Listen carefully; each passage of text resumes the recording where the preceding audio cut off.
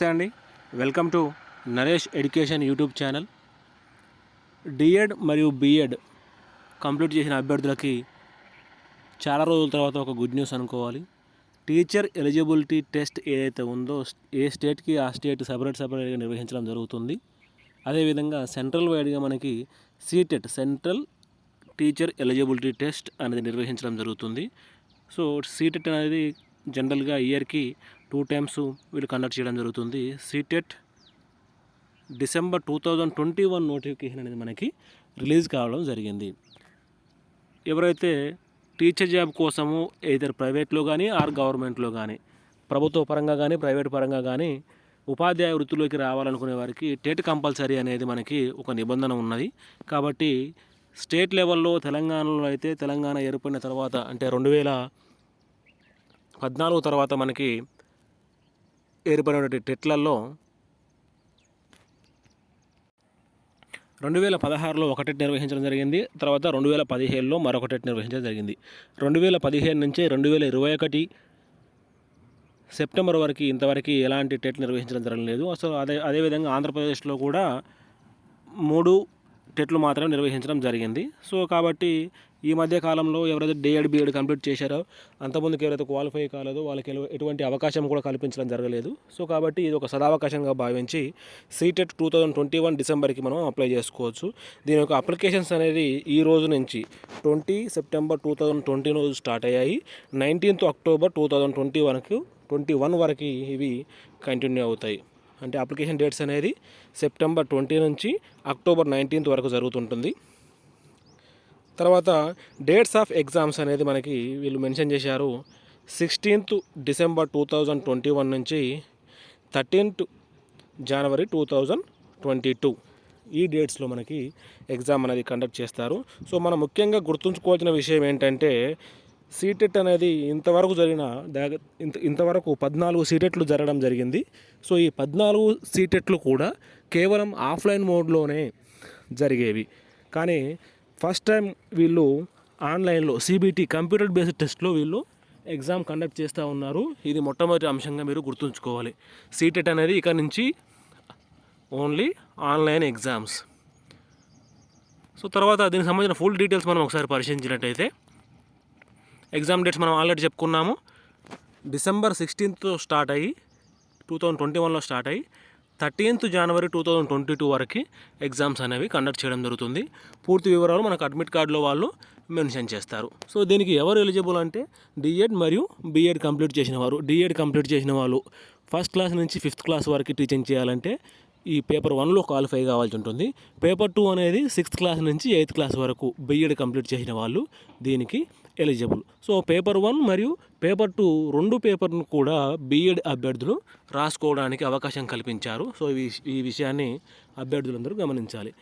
D.Ed complete చేసిన వాళ్ళు only paper 1 మాత్రమే రాయడానికి ఛాన్స్. బిఎడ్ కంప్లీట్ చేసిన వాళ్ళు పేపర్ 1 రాసుకోవచ్చు, పేపర్ 2 రాసుకోవచ్చు వాళ్ళ యొక్క ఇష్టాన్ని బట్టి. సో ఇది మనకి ఆన్లైన్లో అప్లై చేసుకోవాలి కేర్ఫుల్గా.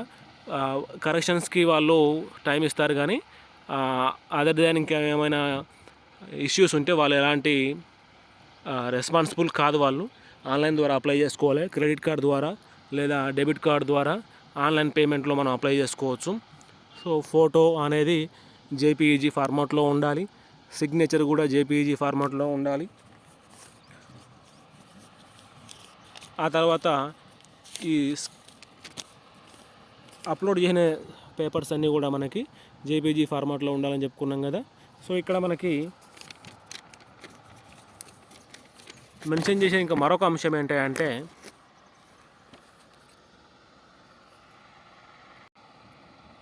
ఫోటో అనేది 10 KB నుంచి 100 KB మధ్యలో ఉండాలి. సిగ్నేచర్ అనేది 3 KB నుంచి 30 KB మధ్యలో ఉండాలి. సో అంత సైజులో మాత్రమే వీళ్ళు యాక్సెప్ట్ చేస్తారు. అదర్ దెన్ సైజులో వీళ్ళు యాక్సెప్ట్ చేయరు.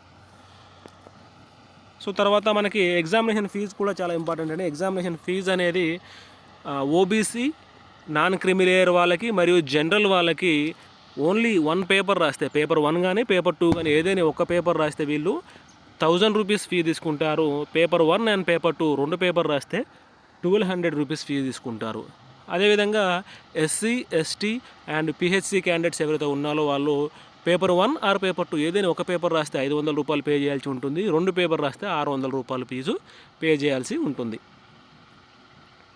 సో ఇక్కడ మనం ఇంకోటి గమనించుకోవాల్సిన విషయం ఏంటంటే ఎగ్జామ్ అనేది 2 షిఫ్ట్లలో ఉంటుంది. Morning shift and afternoon shift. Morning shift 9:30 to 12 and afternoon shift 2:30 to 5, 2.5 hours time వీళ్ళు ఉండడం జరుగుతుంది. సో అదేవిధంగా ఏమైనా కరెక్షన్స్ ఉంటే మనం కరెక్షన్ చేసుకోవడానికి 22 అక్టోబర్ 2021 నుంచి 28 అక్టోబర్ 2021 వరకు కరెక్షన్ చేసుకోవడానికి అవకాశం ఉంటుంది. సో రిజల్ట్స్ అనేది 15th ఫిబ్రవరి 2022 రోజు రిలీజ్ చేస్తానని టెంటేటివ్గా వీళ్ళు షెడ్యూల్ ప్రకటించడం జరిగింది.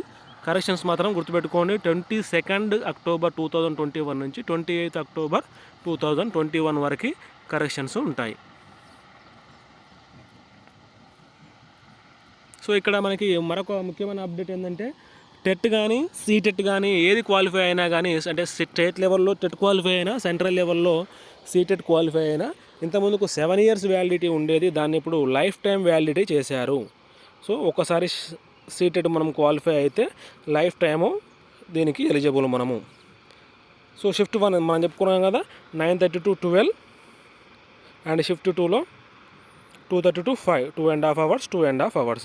16th to 12th 2021 రోజు స్టార్ట్ అయ్యి 13th జనవరి 2022 రోజు ఎగ్జామ్స్ అనేవి క్లోజ్ అవుతాయి. సో ఎగ్జామ్స్ మనం అప్లై చేసేటప్పుడు ఫస్ట్ సీటెట్లో అప్లై డిసెంబర్ 2021లో మనము లాగిన్ కావాల్సి ఉంటుంది.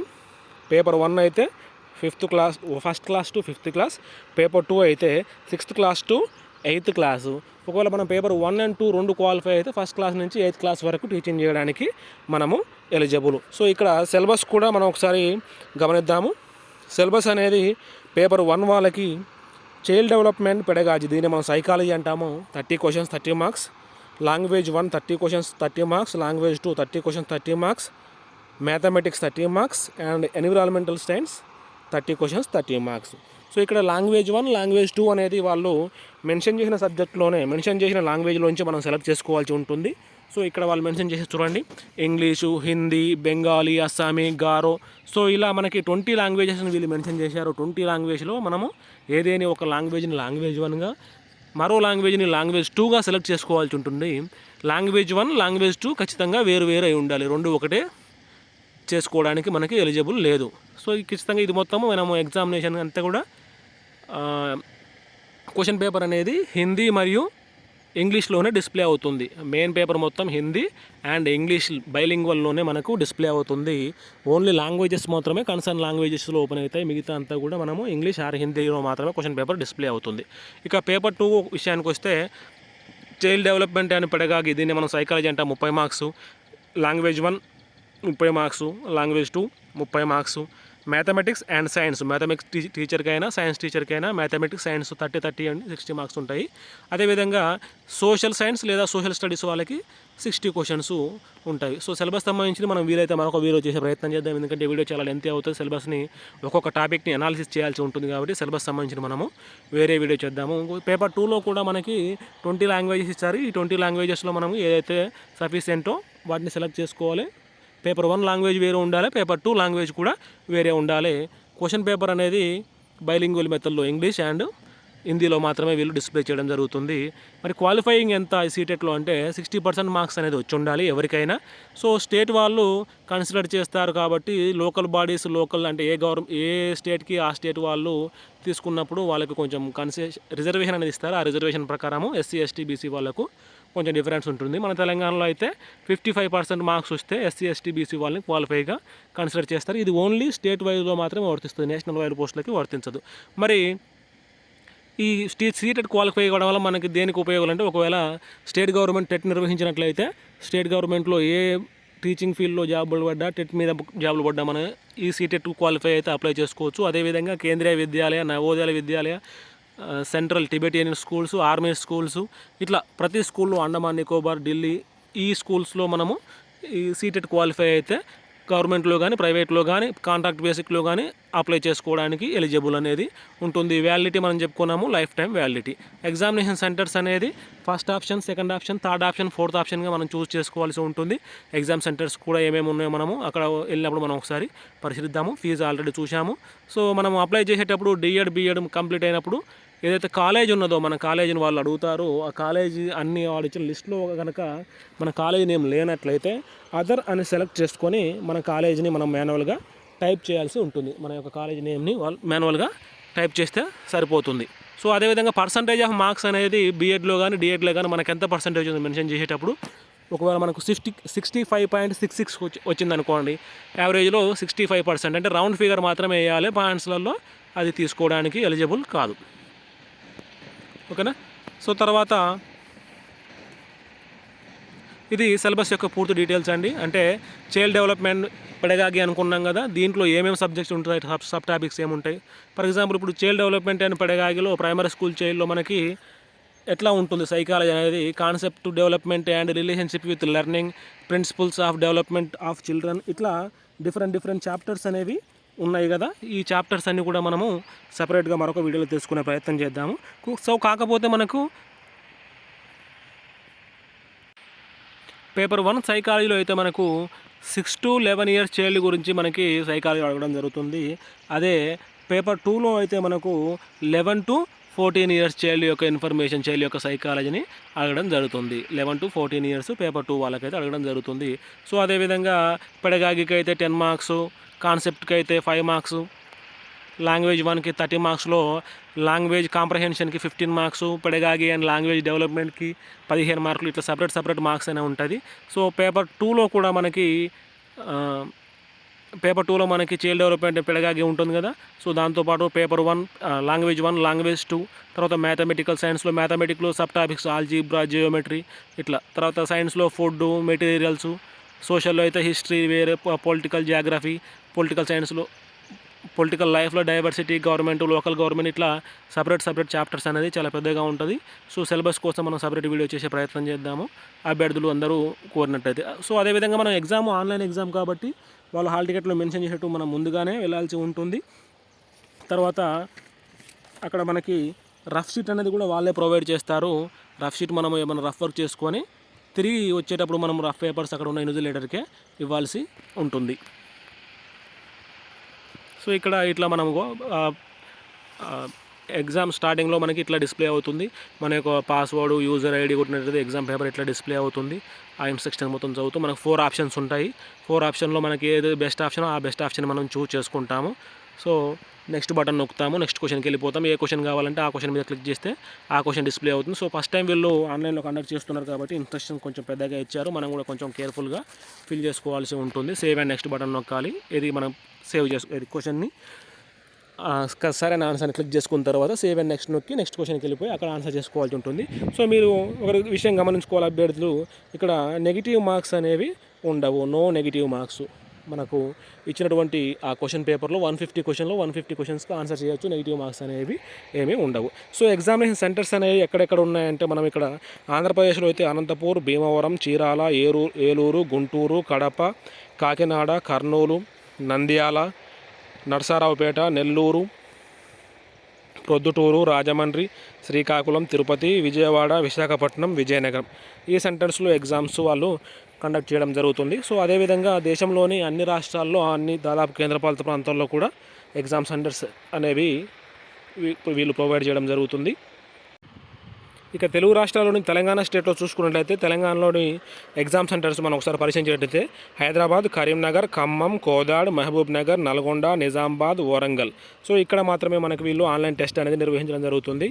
సో ఇది పూర్తిగా online exam, computer based test కాబట్టి తెలంగాణలో తక్కువ సెంటర్స్లో వీళ్ళు ఇవ్వడం జరిగింది. సో అప్లై చేసేటప్పుడు మాత్రం కేర్ఫుల్గా చేయాలి.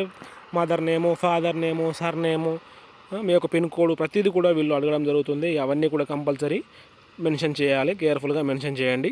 సో ఎగ్జామినేషన్ సెంటర్లో ఎలాంటి మాల్ ప్రాక్టీస్ చేయకూడదు. ఎవరి యొక్క వస్తువులు వారే యూజ్ చేసుకోవాలి. సో కోవిడ్ నామ్స్ పాటించాలి. సో ఇదంతా మనకు తెలిసిన విషయమే. సో లాంగ్వేజ్ కోర్స్, లాంగ్వేజ్ అని మనం 20 లాంగ్వేజెస్ అనుకున్నాం కదా.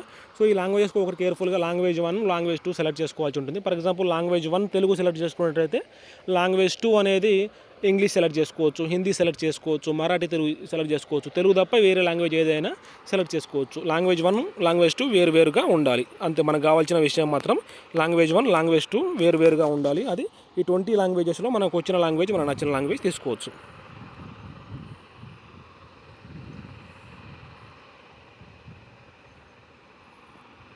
సో మన యొక్క కేటగిరీ ఎస్సీ, ఎస్టీ, బీసీ మనం పేపర్ 1కి అప్లై చేస్తున్నామా, పేపర్ 2కి అప్లై చేస్తున్నామా, ఇదంతా ఎంటర్ చేయాల్సి ఉంటుంది. ఒకవేళ మనము ప్రీవియస్గా సీటెట్ రాసినట్లయితే ఏ సీటెట్కి లాస్ట్ 3 సీటెట్లలో ఏది రాసినామో అక్కడ మనము హాల్ టికెట్ నెంబర్ కూడా మెన్షన్ చేయాల్సి ఉంటుంది. అంటే మనం మార్క్స్ గెయిన్ అయినామా, కోల్పోయామా అనేది చూపిస్తుంది అక్కడ మనము. తర్వాత ఇంకొక ముఖ్యమైన విషయము, మనము ఇక్కడ పాస్వర్డ్ అనేది జనరేట్ చేసుకోవాలి. వాళ్ళు అప్లికేషన్ నెంబర్ లేదా రిజిస్ట్రేషన్ నెంబర్ వాళ్ళు ఇస్తారు, మనం పాస్వర్డ్ అనేది మనం మెన్షన్ చేసుకోవాలి. అది 8 లెటర్స్ నుంచి 13 లెటర్స్ వరకు ఉండాలి. సో అది కూడా ఒక ఆల్ఫాబెట్ ఉండాలి, ఒక క్యాపిటల్ లెటర్ ఉండాలి, ఒక స్మాల్ లెటర్ ఉండాలి, ఒక నెంబర్ ఉండాలి, ఒక సింబల్ ఉండాలి. ఓకేనండి. క్యాపిటల్ లెటర్ కంపల్సరీ ఒకటి ఉండాలి, స్మాల్ లెటర్ ఒకటి కంపల్సరీ ఉండాలి, ఒక నెంబర్ ఉండాలి, అదేవిధంగా ఏదైనా ఒక సింబల్ ఉండాలి. @ కానీ, క్వశ్చన్ మార్క్ కానీ, యారో మార్క్ అని. సో కొన్ని అలౌ చేయదు, యారో మార్క్ లాంటిది అలౌ చేయదు.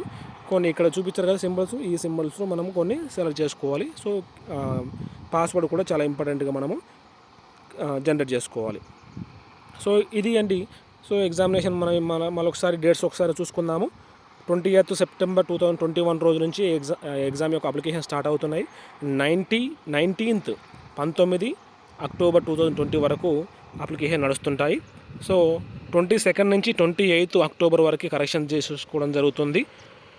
ఎగ్జామ్స్ అనేది 16 డిసెంబర్ 2021 నుంచి 13 జనవరి 2022 వరకు ఉంటాయి.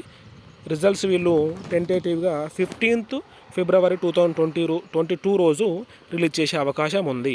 సో మనము ఎగ్జామినేషన్కి ఎప్పుడు సెంటర్లోకి ఎప్పుడు ఎంటర్ కావాలి, ఎప్పుడు అసలు ఎగ్జామ్ స్టార్ట్ అవుతుంది అనేది ఫుల్ డీటెయిల్స్ ఇక్కడ ఉన్నాయి. అవన్నీ మనం హాల్ టికెట్స్ వచ్చిన తర్వాత మళ్ళీ ఒకసారి ఎక్స్ప్లెయిన్ చేసుకునే ప్రయత్నం చేద్దాము. సో ఇదండి విషయము. ఈ వీడియో మీకు నచ్చినట్లయితే లైక్ చేయండి, మీ ఫ్రెండ్స్కి ఉపయోగపడుతుంది అనుకుంటే షేర్ చేయండి. మీకు ఇంకా ఏమైనా డౌట్స్ ఉంటే సీటెట్కి సంబంధించినటువంటి డౌట్స్ ఏమున్నా కానీ కామెంట్ సెక్షన్లో తెలియజేయండి, ఖచ్చితంగా క్లారిఫై చేస్తాను. ఇంకా నా ఛానల్ ఎవరైతే సబ్స్క్రైబ్ చేసుకోలేదో వెంటనే సబ్స్క్రైబ్ చేసుకొని బెల్ ఐకాన్ని యాక్టివేట్ చేసుకోండి. ఇలాంటి ఎడ్యుకేషన్ అప్డేట్స్ ఏమున్నా, విద్యా ఉద్యోగ సమాచారాలు ఏమున్నా కానీ, అప్డేట్స్ ఎలాంటివి ఉన్నా కానీ ముందుకు తీసుకొచ్చే ప్రయత్నం చేస్తాను. Thank you everyone.